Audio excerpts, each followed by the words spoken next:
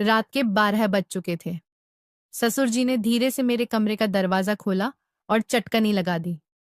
मैंने आंखें बंद करके सोने का नाटक किया, पर मेरे दिल की धड़कनें तेज थीं। मुझे अंदाजा था कि वो क्यों आए हैं, पर मैंने खुद को रोका और बस चुप रही।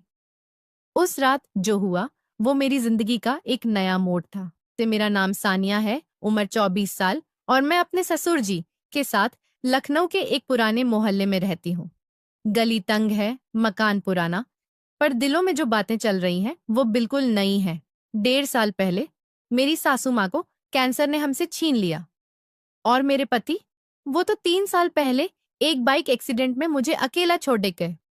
तब से मैं और ससुर जी बस एक दूसरे के सहारे इस छोटे से घर में जिंदगी काट रहे हैं। मैं दिन भर एक कॉल सेंटर में काम करती हूँ और घर लौटकर खाना पीना, बाजार सब संभालती हूँ। ससुर जी पहले बड़े रौबदार इंसान थे। मोहल्ले में उनकी बात का वजन था।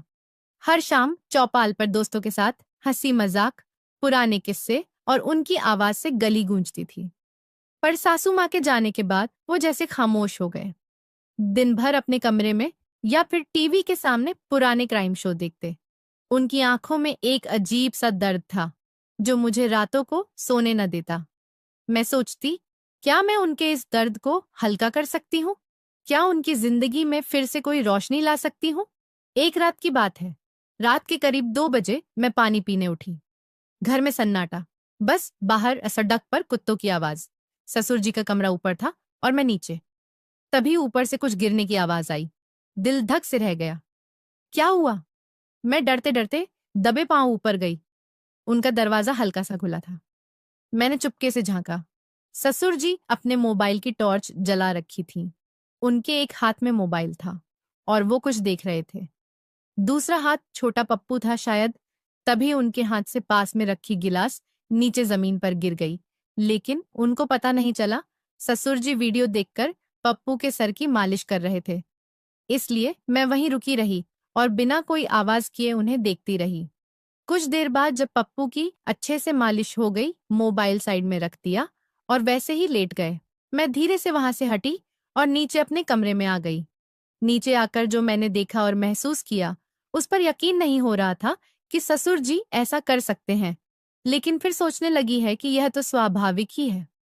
इसमें कुछ ज्यादा सोचने जैसा नहीं है। दिल में जैसे कोई तार छिद्दा गया। ससुर जी अकेलेपन से लाड रहे थे, पर अपने दर्द को छुपा रहे थे। मैं सोचने लगी, क्या मैं उनके लिए कुछ कर सकती हूँ? क्या मैं उन्हें वो एहसास दे सकती हूँ जो अब उनके दिल में कहीं खो गया है? अगली सुबह मैंने फैसला किया कि कुछ तो करना पड़ेगा। मैंने उनके लिए उनकी पसंद का आलू का पराठा बनाया और साथ में अदरक वाली चाय। जब मैंने उनके सामने रखा तो वो चौंक गए। सानिया, इतनी सुबह सुबह ये सब? मैंने हंसकर कहा। ससुर जी, आपकी वो पुरानी वाली हंसी लाने के लिए तो ये छोटा सा पराठा कुछ भी नहीं। वो हल्का सा मुस्कुराए और मेरे दिल को जैसे सुकून मिल गया। उस दिन के बाद मैंने उनके साथ वक्त बिताना शुरू किया। कभी उनके पुराने दोस्तों को घर बुलाया, कभी शाम को उनके साथ गली में टहलने निकली। एक दिन जब मैं रात को खाना बना रही थी, उन्होंने अचानक कहा, सानिया, तू मेरे लिए बेटी जैसी है, पर तेरा दिल क्या कहता है? तू भी तो अकेली है ना? मैं रुक गई। उनकी बात मेरे दिल को छू गई। मैंने हल्के से कहा, ससुर जी, अकेलापन तो हम दोनों का है। शायद हम एक दूसरे के लिए वो कमी पूरी कर सकते हैं। एक शाम मैं कॉल सेंटर से लौटी तो ससुर जी आंगन में कुर्सी डालकर बैठे थे। मैं उनके पास गई और बोली, ससुर जी, आपको याद है, आप कहा करते थे कि जिंदगी एक नदी है जो बहती रहती है। वो मुझे देखकर बोले, हाँ, पर अब तो मेरी नदी सूख सी गई है। मैंने उनका हाथ पकड़ा और कहा, तो चलिए, हम इस नदी में फिर से पानी भरते हैं। हम दोनों एक दूसरे के लिए वो बारिश बन सकते हैं। उस रात जब घर की बत्तियां बुझ गईं, मैंने देखा ससुर जी मेरे कमरे के पास खड़े थे। उनकी आंखों में एक हिचक थी, पर एक अनकही बात भी। मैंने पूछा, ससुर जी, सब ठीक? वो चुप रहे, फिर धीरे से बोले, सानिया, तूने आज जो कहा वो मेरे दिल में उतर गया। मैं तुझ में अपनी बेटी देखता हूं, पर शायद कुछ और भी। मेरे दिल की धड़कन तेज हो गई।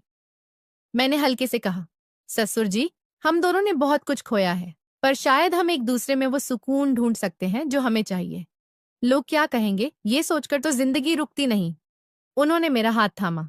उनकी हथेली में एक गर्माहट थी जो मेरे दिल तक गई। वो बोले, सानिया, ये रास्ता आसान नहीं। मैंने मुस्कुराकर कहा, ससुर जी, जो आसान होता है उसमें मजा कहाँ। बस आप मेरे साथ रहें, फिर देखिए कैसे जिंदगी फिर से हंसने लगती है। उस रात हमने प्यार किया, एक दूसरे के साथ बैठकर पुरानी बातें की। सासू माँ के किस्से, मेरे पति की शरारतें और वो पुराने दिन जब घर में हंसी गूंजती थी। पर उस रात कुछ बदल गया।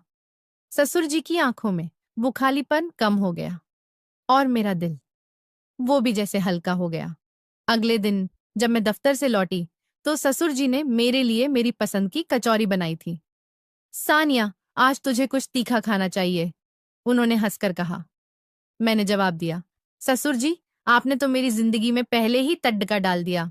वो एक नई शुरुआत थी, न कोई नाम न कोई रिश्ता, बस दो दिल जो एक दूसरे का सहारा बन गए। बाहर की दुनिया वही थी, लोग, उनकी बातें, उनका शोर, पर हमारे घर में एक नई सुबह थी जहां रिश्ते नहीं, बस एहसास थे। तो दोस्तों, अगर मेरी कहानी ने तुम्हारे दिल में कुछ हलचल मचाई हो तो चुपके से मत बैठो, एक झक्कास लाइक ठोक दो, सब्सक्राइब करो जैसे मेरे दिल को छू रहे